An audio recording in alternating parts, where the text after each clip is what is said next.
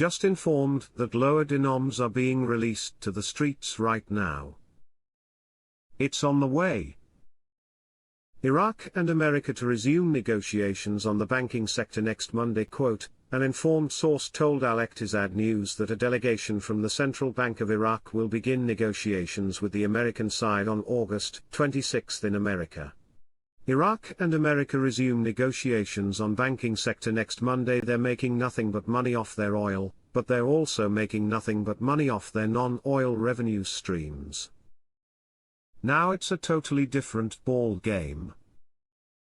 Back in the old days, Iraq's valuation of $3.22 was based off oil. It wasn't on phosphates, sulfur, liquid natural gas, tax revenues, tourism. None of those?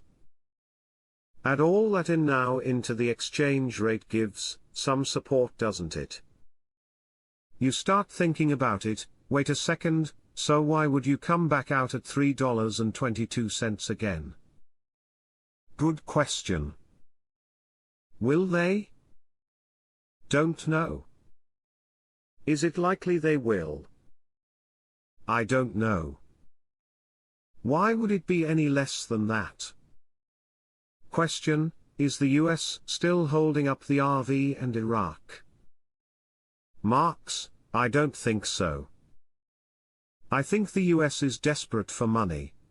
It looks like our start for notification and exchanges could start over the weekend. It could defer to Monday, with exchanges starting either Monday or Tuesday. That's very possible. If you guys have the lock question, it's totally uneducated as far as I'm concerned. 100%. Iraq said they were going to bring value to their currency.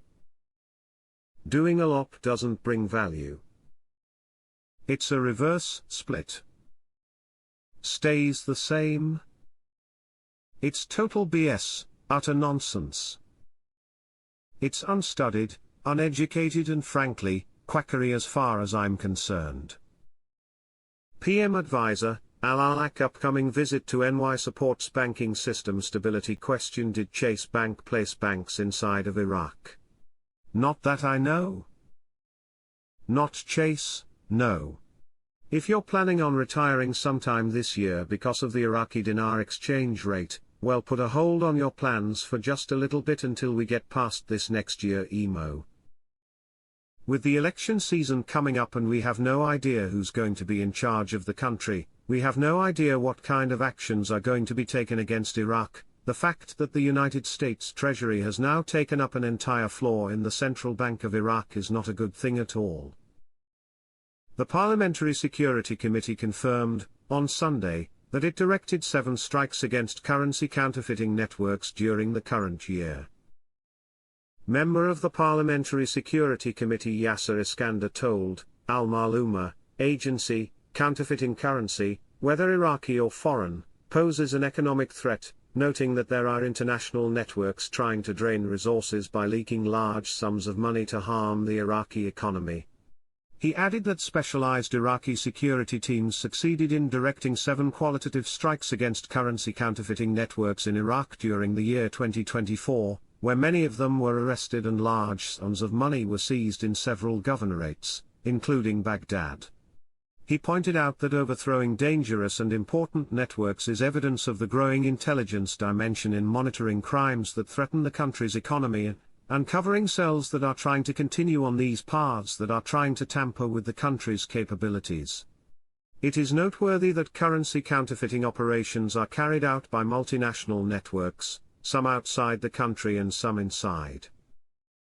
Anbar Provincial Council member Adnan Al-Kubaisi reported today, Sunday, that the province's treasury is empty and its debts have exceeded 200 billion dinars. Al-Kubaisi told Al-Maluma agency that Anbar's budget decreased from approximately 500 billion dinars to 75 billion dinars in light of the financial debt in the province's treasury that reached 210 billion dinars allocated to investment companies working on the reconstruction and rehabilitation of infrastructure damaged by terrorist operations. He added that there are expectations that dozens of projects will be halted due to lack of financial liquidity, indicating that the current budget is not enough to rebuild and rehabilitate 40 projects damaged by terrorist operations. He continued, "The unexpected and ill-considered decrease in Anbar's budget will lead to the cessation of reconstruction operations indefinitely."